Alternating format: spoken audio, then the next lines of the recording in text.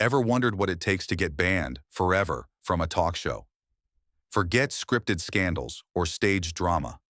We're diving into the jaw-dropping moments when celebrities lost control, dropped the mask, and ambushed live TV, leaving hosts and audiences in stunned silence.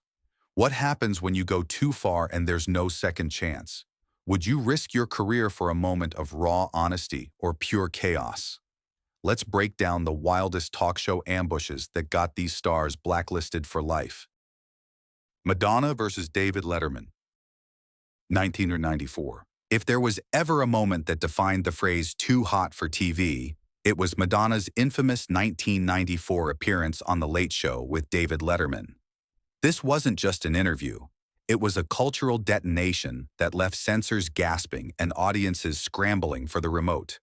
Madonna, already the reigning queen of pop provocation, strode onto Letterman's stage with the swagger of someone who knew the world was watching and seemed determined to make it squirm. From the start, Madonna hijacked the show's tone. She arrived chewing gum with an air of casual rebellion and wasted no time turning the conversation risque. Letterman tried to steer things toward the usual late-night banter, but Madonna steamrolled him with a barrage of double entendres and innuendo-laden comebacks. Within minutes, she'd already dropped the F-bomb repeatedly, 14 times in all, a record for network television that left the CBS censors frantically pressing their mute buttons. But Madonna wasn't finished. She produced a pair of underwear, insisting that Letterman smell them, and challenged him to address rumors about their alleged off-screen flirtations. The audience was split between shock and laughter, while Letterman, known for his unflappable deadpan, looked visibly out of his depth. Madonna's unpredictability turned the set into a circus, and the interview quickly spiraled from awkward to surreal. The fallout was immediate and explosive. CBS reportedly fielded tens of thousands of complaints from outraged viewers. The incident dominated headlines, with critics calling it a career low for both the host and his guest. Madonna, of course, reveled in the controversy, wearing it as a badge of honor. But for The Late Show, it was damage control mode. Madonna was quietly banned for years, with producers making it clear that not even the world's biggest pop star was immune from the consequences of live TV chaos. The Madonna-Letterman showdown remains a legendary reminder that on live television, one unscripted moment can change everything forever. Kathy Griffin on The View, 2007. Kathy Griffin is a comic tornado who's made a career out of storming into polite company and leaving nothing but wreckage and punchlines in her wake. But when she sat down at the panel of The View in 2007, nobody quite expected the fireworks that followed. Griffin's appearance started innocently enough, with her trademark blend of self-deprecation and celebrity gossip. But it didn't take long for her to start breaking the unwritten rules that keep daytime TV civil and marketable. From the outset, Griffin pushed boundaries with razor-sharp jokes about Hollywood royalty and politicians, earning nervous laughter and side-eyes from the show's co-hosts. It wasn't just her celebrity jabs that had the producers sweating. It was her willingness to go after sacred cows, including organized religion and hot-button political issues, in a show that usually tiptoed around controversy. Joy Behar gamely tried to redirect the conversation, but Griffin, sensing discomfort, leaned in harder, escalating her commentary with every retort. Then came the moment that sealed her fate, an offhand, expletive-tinged quip about Barbara Walters' age and influence.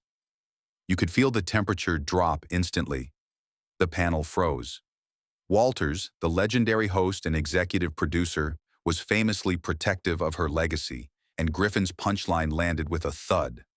The show quickly cut to commercial, but the damage was done. Behind the scenes, producers were furious, and it became clear almost immediately that Griffin wouldn't be invited back. Officially, Griffin was banned for lack of decorum. But the reality was simpler. She broke The View's unwritten code, refusing to play it safe for Middle America.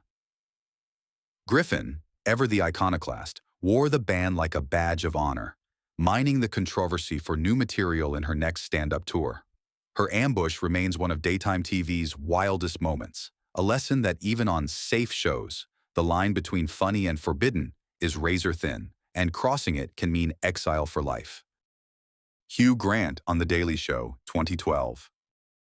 You might expect a Hugh Grant interview to be all British charm and endearing awkwardness, but his 2012 appearance on The Daily Show with Jon Stewart became legendary for all the wrong reasons, and it got him permanently blacklisted. The backstory: Grant was there to promote a film, but arrived on set already irritable, allegedly annoyed about everything from his parking space to the green room coffee. Off-camera, staff said he was dismissive and brusque, making demands that soured the backstage vibe even before the red light turned on. The real disaster, however, unfolded in front of the cameras. Grant's answers were curt, his demeanor chilly. Jon Stewart, one of the most quick-witted and genial hosts in late night, tried gamely to lighten the mood, but Grant met every question with visible boredom or thinly veiled annoyance. When Stewart played a clip from Grant's movie, the actor openly complained about the choice, criticizing the producers for picking the worst possible scene. Stewart's smile faltered. The live audience sensed the tension. The playful, back-and-forth rhythm that defined The Daily Show was gone, replaced by a palpable awkwardness. What viewers didn't see was how Grant berated staff and producers behind the scenes, blaming them for everything that went wrong during his appearance. Stewart later described Grant as the worst guest in the show's history, revealing that the actor's off-camera behavior was even worse than what aired. Stewart didn't just ban Grant privately, he spoke about the incident in interviews, turning it into a cautionary tale for other stars who might think themselves above the format. For Grant, the ban meant no more witty repartee with Stewart and, perhaps more damaging, the loss of goodwill in the comedy world. For Stewart, it became a defining never-again moment, proof that even A-list credentials can't save you from the consequences of disrespect. The lesson?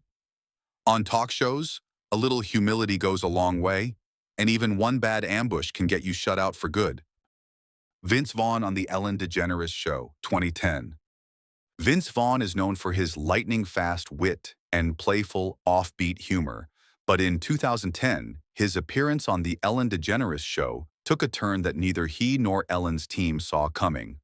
Vaughn was on the show to promote his latest comedy, The Dilemma, a film that had already drawn early controversy over a joke in its trailer. The joke, "Electric cars are gay," was intended as throwaway banter, but in an era of growing social awareness, it struck a nerve. During the interview, Vaughn tried to address the controversy head-on, explaining the intent behind the line and insisting it was never meant to offend. But as he repeated and rehashed the joke for context, the mood in the studio shifted. Ellen, herself an icon and trailblazer in the LGBTQ+ community, listened politely, but her discomfort was clear. The audience's reaction was equally uneasy, with laughter quickly dying out. After the episode, Ellen's producers received a wave of backlash online and in the press. Vaughn's attempt to defend the film's humor had, ironically, made things worse. Behind the scenes, it was decided that Vaughn would no longer be welcome on the show, a quiet but firm ban that effectively erased him from future bookings. Ellen addressed the controversy publicly, using it as a springboard for a broader conversation about sensitivity and responsibility in comedy. Vaughn's ambush was not malicious, but it was a stark lesson in how times had changed and how quickly the consequences could land.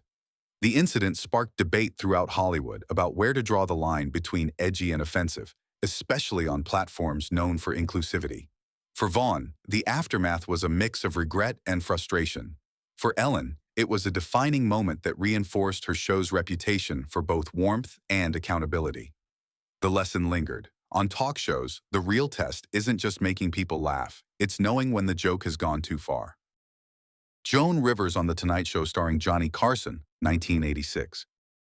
Joan Rivers was more than just a regular on The Tonight Show. She was Johnny Carson's chosen guest host, a groundbreaking comedian who owed much of her mainstream career to Carson's patronage. But in 1986, a single professional move detonated a decades-long friendship and got Rivers banned from NBC's late-night stage for nearly 30 years. The drama began when Fox offered Rivers her own late-night talk show, making her the first woman to headline in that coveted time slot. It was a career-defining opportunity, but the trouble was in the details. Rivers accepted the offer without informing Carson first. In the male-dominated old-school world of late-night TV, this was not just business. It was a personal betrayal.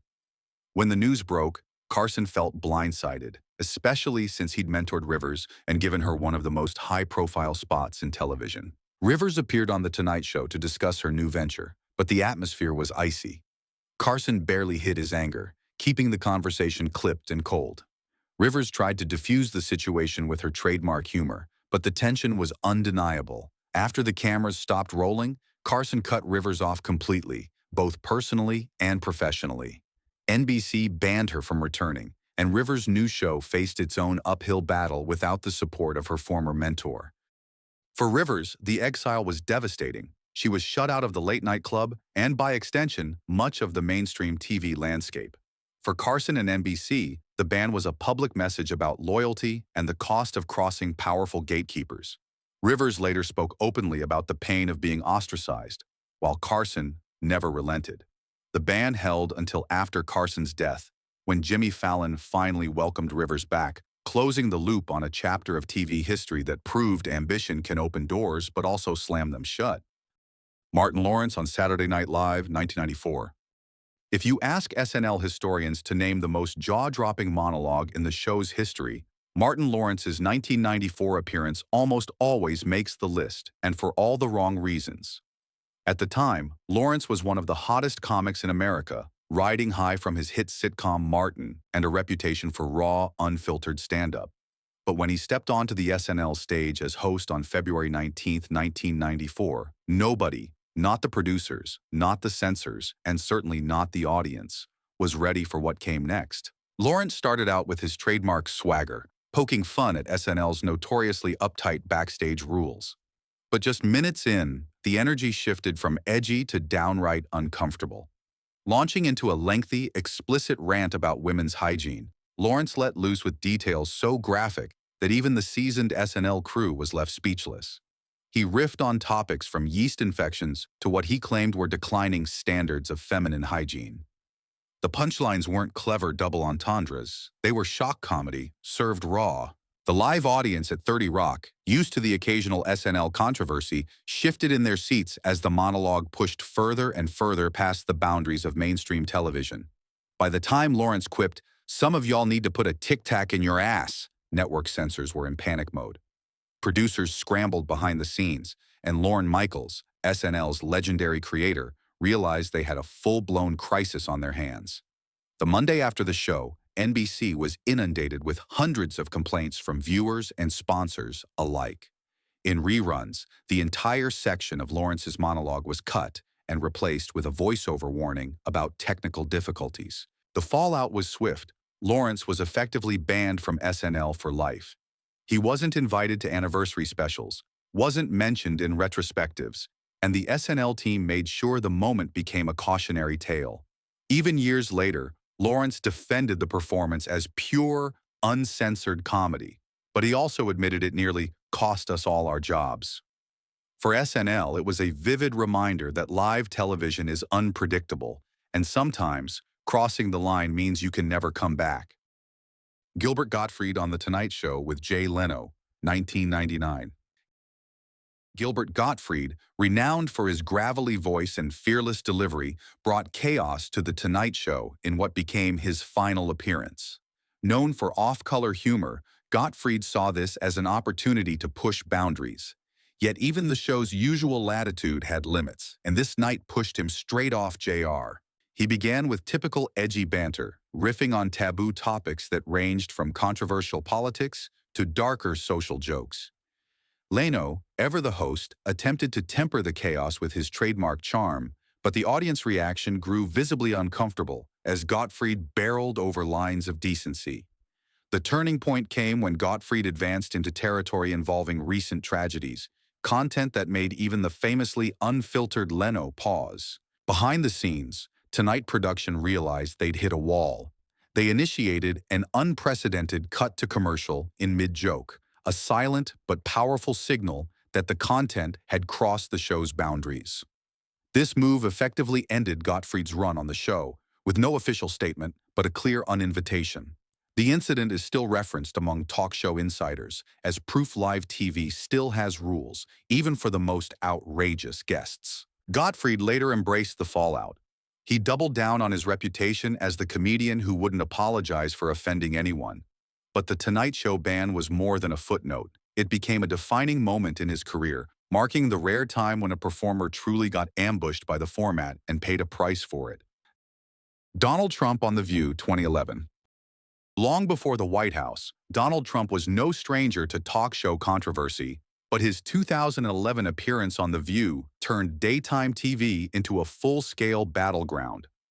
Invited to discuss his then-fresh presidential ambitions and his ongoing campaign to question President Obama's citizenship, Trump came loaded for bear.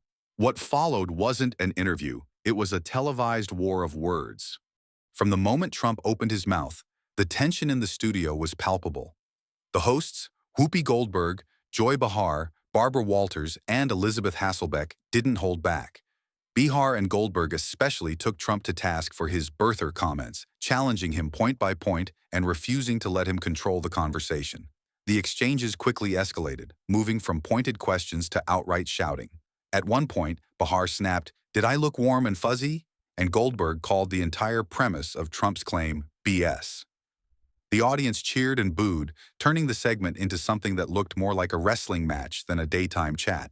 Producers, watching the chaos unfold, made the rare move of cutting to commercial mid-debate. After the taping, The View's staff decided enough was enough. Trump was, unofficially but very firmly, banned from future appearances. Whoopi Goldberg would later state on air that Trump was not welcome back, and the tension from that day became a go-to reference in discussions of the show's most explosive moments. For Trump, the ban didn't hurt. If anything, it added to his reputation as a lightning rod for controversy. But for The View, it was a defining episode, proving that even in the world of daytime TV, there are lines of civility that, once crossed, can end an open invitation forever.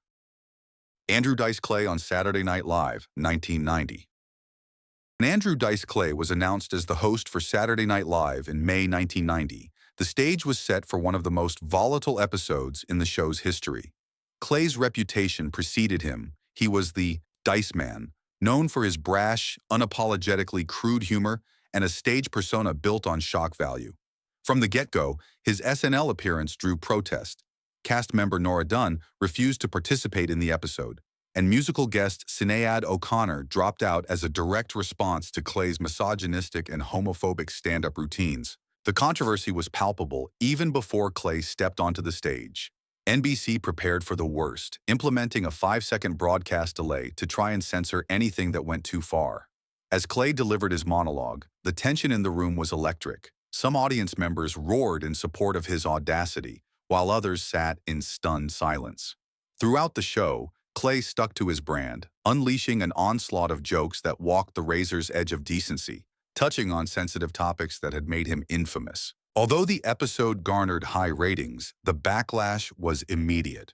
Viewers and advocacy groups flooded NBC with complaints, decrying the decision to give Clay a national platform.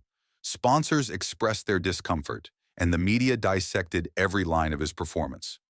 While he wasn't officially blacklisted in writing, SNL and NBC never asked Clay back. He became an unspoken persona non grata, and his appearance marked a major turning point in how SNL approached controversial hosts. Clay, for his part, leaned into the notoriety, using it to fuel his bad boy reputation for years. The episode is remembered as a collision between a performer bent on testing boundaries and a network realizing that even live comedy has its limits. Sinead O'Connor's October 1992 appearance on Saturday Night Live became an instant lightning rod, one of the most talked about and controversial moments in the history of live television. Booked as the musical guest, O'Connor had already developed a reputation for fearlessness and social activism. Her second performance of the night started with a haunting, a cappella version of Bob Marley's War. As the song concluded, O'Connor delivered her protest. She held up a photograph of Pope John Paul II, tore it to pieces, and declared, "Fight the real enemy." before exiting the stage in absolute silence. The effect was immediate and seismic. Studio 8H fell into an uneasy quiet. Producers, the audience, and the millions watching at home took a collective breath, realizing they'd just witnessed live TV history. In the days that followed, NBC received thousands of angry phone calls and letters. Religious organizations denounced the act, politicians weighed in, and protesters gathered outside 30 Rock. SNL banned O'Connor from returning, and the network would not rebroadcast the moment for decades. The clip circulated in news specials and documentaries, fueling debate about the boundaries of free expression on network TV. O'Connor was roundly criticized in the immediate aftermath and saw her U.S. career take a nosedive. Yet as the years passed, her protest was reconsidered. Many later credited her for drawing attention to the issue of child abuse in the Catholic Church, something that would eventually come to global headlines. Her SNL performance endures as one of the show's most powerful, shocking, and ultimately significant moments. A fearless act of live protest that changed the rules of what could and couldn't happen on television. Talk shows are supposed to be safe zones for laughs, stories, and celebrity shine. But sometimes, the real show happens when the script goes up in flames. From unscripted rants to career-ending standoffs, these ambushes remind us that live TV is where reputations are made or destroyed. Which moment shocked you the most, and who do you think deserved a second chance? Drop your take in the comments, hit like if you love a good train wreck, and subscribe for more untamed TV history.